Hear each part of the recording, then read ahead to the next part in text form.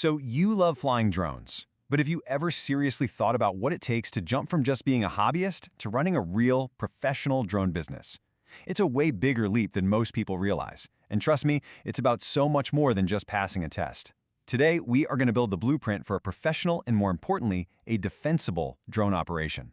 All right, let's get right into it.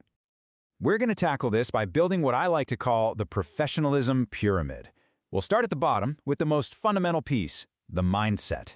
Then, we'll build up with your legal paperwork shield, create a professional mission blueprint, secure that financial safety net, and then finally, put it all together to achieve true operational excellence. Okay, first things first. We have to talk about the huge mindset shift. Being a pro, it has almost nothing to do with how fancy your drone is. It's all about accepting a completely different and much higher level of responsibility and liability every single time you fly. And wow, look at the difference here. As a hobbyist, you're playing in a sandbox with pretty minimal rules and next to no required paperwork. But the second you go pro, bam, you're in the big leagues. We're talking mandatory Part 107 regulations, usually $1 million minimum for liability, and paperwork. Oh, the paperwork has to be exhaustive and ready for an audit at any time. It's not just a different league, it's a completely different sport. So, what's the single biggest shift? It's this. The moment someone pays you for a drone service, you are accepting a massive amount of liability. You're not just flying for fun anymore. You're under a contract. You're flying around high-value assets. Every move you make and every move you don't make suddenly has very real legal and financial consequences. Which brings us perfectly to our next layer of the pyramid, your paperwork. Now, I know a lot of pilots groan when they hear documentation. They see it as a chore. But in the pro world, you have to see it differently. This isn't a chore. This is your legal shield. It's the single most important thing protecting your entire business. I mean, just let this quote sink in for a second. A simple, tiny oversight, like forgetting to log that you checked your propellers, can become a gaping hole in your defense during a lawsuit. That little entry in your logbook, that's your first and, honestly, your best line of defense when things go wrong. So let's see how this shield gets built in the real world. The FAA is very clear about what records you need. That maintenance log isn't just your drone's diary, it's your official proof that it was safe to fly if the FAA comes knocking. Tracking things like battery cycles isn't just nerdy, it's how you stop a catastrophic failure before it happens. Every single check you document is another plate of armor on your legal shield. And here's the kicker. This isn't just about defense. All this hard work, all this meticulous record keeping, it actually makes you money.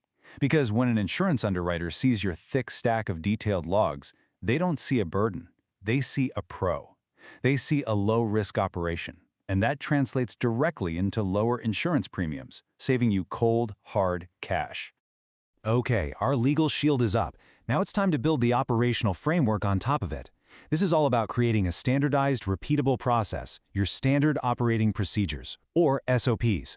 This is the secret to ensuring safety, consistency, and quality on every single flight. Every single professional mission should follow these 4 phases, no exceptions. It starts with planning before you even leave your desk. Then comes the hands-on inspection of the aircraft. Then, of course, you manage the flight itself. And critically, it ends with a post-flight analysis and logging session. When you standardize this, you basically engineer human error out of the equation. Let's just zoom in on that pre-flight phase for a second. Look at these checks. You're not just checking battery status to see if you have enough juice, you're checking the voltage to prevent a sudden catastrophic power failure mid-air. You're not just calibrating sensors because the app tells you to, you're doing it to make sure your flight is stable, and the data you're collecting is actually accurate. See? Every check has a purpose and mitigates a very real risk. All right, this brings us to the very top of our pyramid. This is the final layer of protection that sits on top of your professional mindset, your ironclad paperwork, and your standardized procedures. This is your financial safety net, the right insurance. Because let's be real, at the end of the day, a serious client isn't just going to take your word for it that you're a pro. They need cold hard proof. They need to know you have a plan for when, not if, things go sideways. And that proof, it comes on a piece of paper called a certificate of insurance. And this is the number that unlocks the door to almost every major commercial job out there. $1 million. That's the baseline, the typical minimum liability coverage a commercial client is going to demand to see before they even let you take your drone out of the case on their property. Now, it's not just about covering a crash. This is the one policy that so many operators forget about: professional liability, also known as errors and omissions. Let's say you're doing an inspection and your date is bad, or you miss a tiny crack that later becomes a big problem. This is the insurance that protects you when the client sues you for the financial damage your mistake caused. It is absolutely non-negotiable for any service-based drone work. So here it is, your complete commercial insurance toolkit. You need general liability. That's your foundation for physical accidents. You absolutely need that E&O policy we just talked about. You'll probably want whole insurance to protect the drone itself. That's your expensive asset. And don't forget ground ops, which covers you during setup or transport. The most critical thing to remember is that your standard business policy is useless here. They almost all have an aircraft exclusion. You have to get specialized U.S. insurance.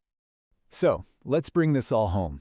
We've built our pyramid, layer by layer, and now we can see how all these pieces, compliance, procedure, and protection, fit together to create something that is truly professional.